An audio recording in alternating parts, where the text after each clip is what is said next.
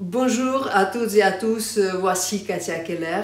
Et bon, aujourd'hui, on traverse tous ensemble, on traverse cette phase difficile et en fait, on se trouve dans la nécessité de changer nos habitudes de la vie quotidienne, de limiter nos contacts, de limiter les visites, de limiter en fait, autant que possible en fait, les contacts avec les autres. Donc, tout ce qui était d'habitude, les restos, les concerts, l'exposition, etc., pour l'instant, c'est difficile, c'est déconseillé et c'est correct. Hein? Il faut être solidaire, il faut être prudent. Mais je ressens aussi, il y a une grande vague de cette angoisse, presque de la panique dans l'air avec tout ce qui se passe dans les pays différents et en France aussi. Donc comment résister à cette vague, hein? Puisque c'est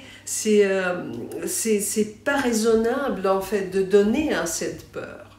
Et comment faire pour pouvoir utiliser ce temps de manière agréable, de manière productive. Et, en fait, si on doit se mettre en quarantaine, bon, comment faire pour ne pas perdre ce temps? Il y a des exemples dans l'histoire. Isaac Newton, en 1665, c'était l'épidémie de plaque, et l'université de Cambridge était fermée. Isaac Newton, il est parti en isolement avec ses cahiers de recherche, avec ses livres, etc. Ou, par exemple, en 1830, Alexandre Pouchkine, le soleil de la littérature russe, il devait rester dans un petit village sans pouvoir revenir à Moscou pendant 3 mois. Il ne pouvait pas bouger du tout. Et il devrait rester dans ce village. Moi, aujourd'hui, je suis obligée de plus ou moins rester chez moi pour continuer de travailler. Mais bon, aujourd'hui, c'est une autre histoire. On n'a pas besoin d'aller chercher des choses, d'aller chercher des livres,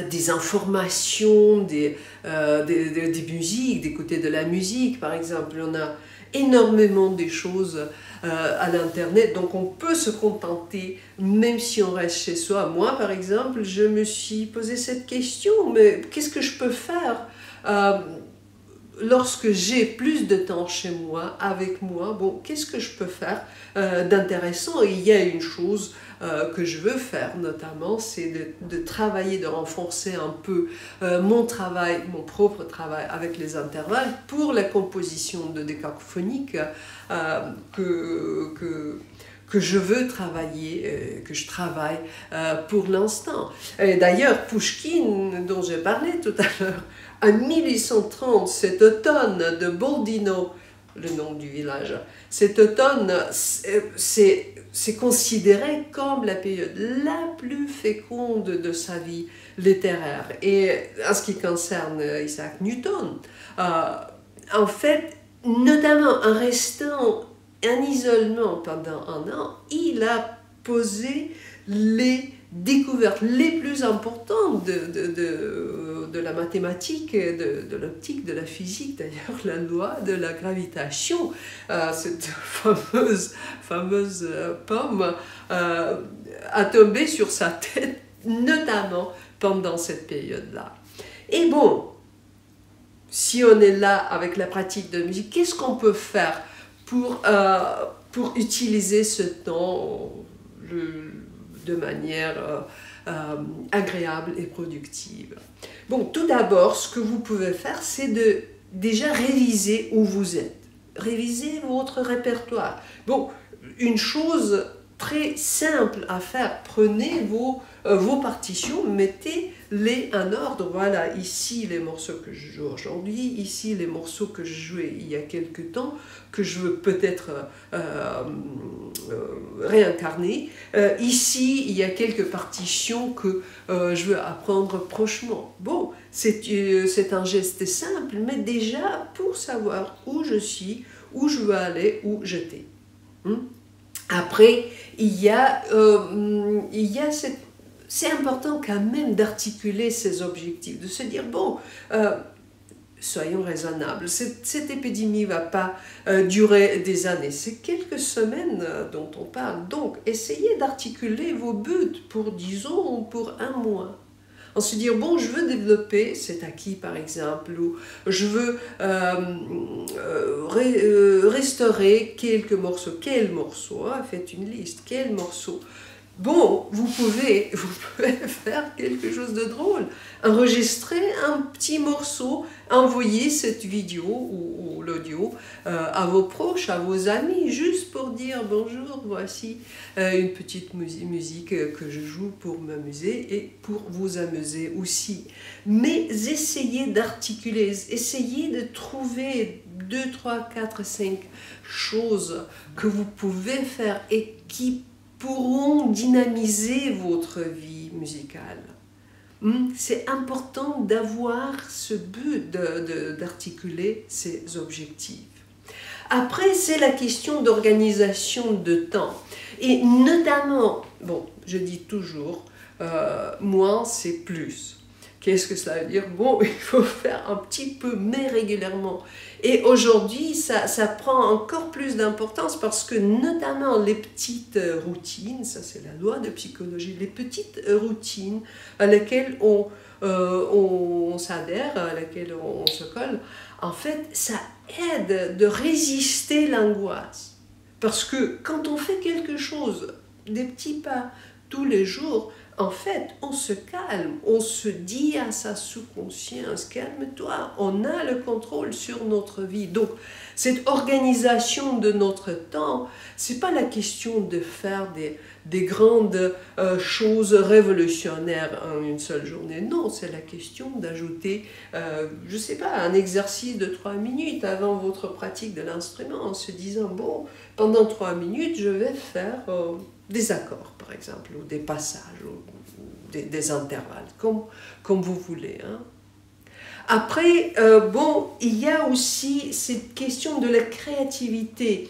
Comment rediriger notre attention des choses qui nous inquiètent, en fait, vers les choses qui nous inspirent. Bon, pour la musique, il y a toujours des possibilités.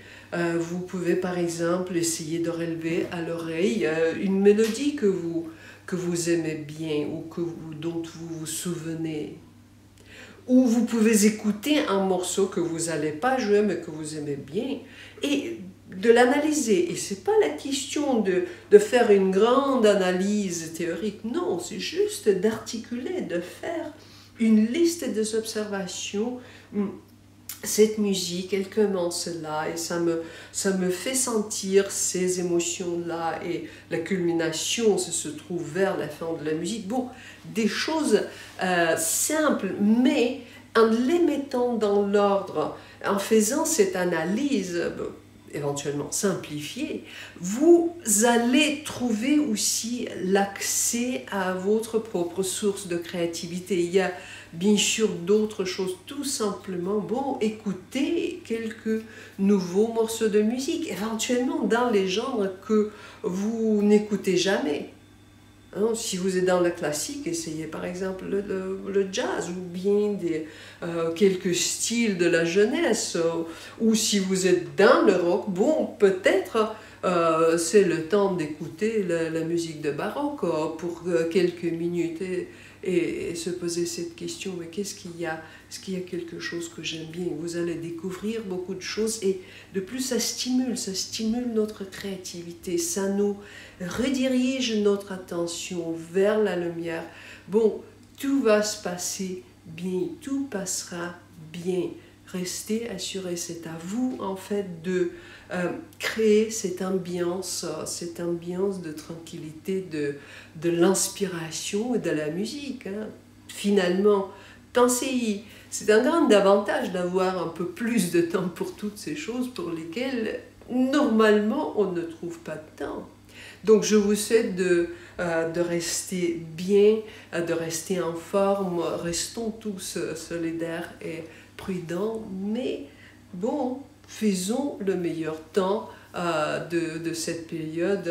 Moi, par exemple, j'ai une formation sur le solfège qui s'appelle Solfège Level Up, à laquelle je vous invite si vous voulez travailler, disons, votre oreille et le langage musical. Bon, c'est un très bon moment de faire ça. C'est en ligne, donc il n'y a aucun danger.